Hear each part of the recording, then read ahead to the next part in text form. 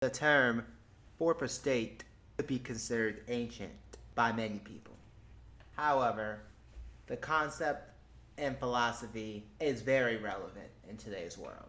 In this visual essay, we're going to be talking about the media and how it has the power to shape people's minds and beliefs. Before we can go really deep into how fourth estate is relevant in today's society, we need to go back and look at where the term came from. So, fourth estate was developed in the late 1700s by Scottish historian and philosopher Thomas Carlyle, as well as Irish philosopher Edmund Burke. The term actually comes from the European concept of the three estates of the realm, which were the clergy, the nobility, and the commoners. Many people also refer to the fourth estate as the fourth power, although you usually see that in a lot of European countries, not so much here in the US. An interesting parallel to this is many people consider the media or the fourth estate the fourth power when it comes to checks and balances. So we have executive, legislative, and judicial, and many people will consider the fourth estate or the media to be that fourth power that helps balance out everything else. It's this idea that in order for democracy to exist, the public needs to be informed. Now, obviously, many things have changed since the 18th century, but as much as things change, they also stay the same.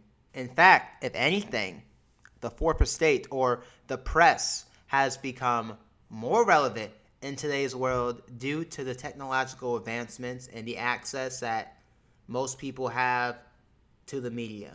If you have any kind of electronic device that allows you to access internet, a phone, cell phone, computer, and whatever it may be, you have easy access to the media. I can click on the CNN YouTube channel and check out all their videos, or I could turn CNN on my TV. Either way, like I said, most people have easy access to the media. And because of this easy access, there's now more options. And now there's more media outlets than ever before. So now we're getting news stories from a variety of different areas, covering a variety of different topics, which can make it quite difficult at times to figure out the whole truth about a story. Oftentimes, you'll see the media use certain underhand tactics or, different ways to kind of influence the minds of their viewers to try to get them to believe a certain narrative. And this isn't something that's new. This has been going on for, a while now, like centuries and stuff. But now it's become even easier. You then start to look at everything that comes with democracy and the First Amendment. You have religious freedom, freedom to petition, free speech, freedom to assemble, and of course, free press. Because at the end of the day, the majority of society relies on the press to stay informed about the world. And that's the main job of the press as a whole, is to give society the information that they need to make opinions about current events happening. There is a quote by Gandhi that I think really gets this message across quite well.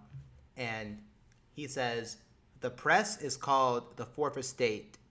It is definitely a power, but to misuse that power is criminal." And I think you can even argue that those in charge of the press have some of the most power in the world. As Gandhi said, public influence can be very dangerous if used incorrectly. In my paper, I talked about how much power presidential debates have in terms of, the media coverage and the influence that they have on undecided voters. Because at the end of the day, Democrats are probably going to vote Democrat. Republicans are probably going to vote Republican. There are a few outliers, but for the most part, these debates are mainly for the people who are undecided. Figuring out, are they going to lean one way or the other? And to tie it in to something that I personally really enjoy. The manga series One Piece by Ichiro Oda shows an example of a world in which everything that society believes they know is a lie. This world is ruled by one world government where there is a secret leader that nobody knows about making all of the main decisions, while the rest of the world is made to believe that their actions are actually making a difference. In short, the citizens of this world are essentially lied to, and since this is a less modernized world from our world, there isn't much media coverage to expose this world government.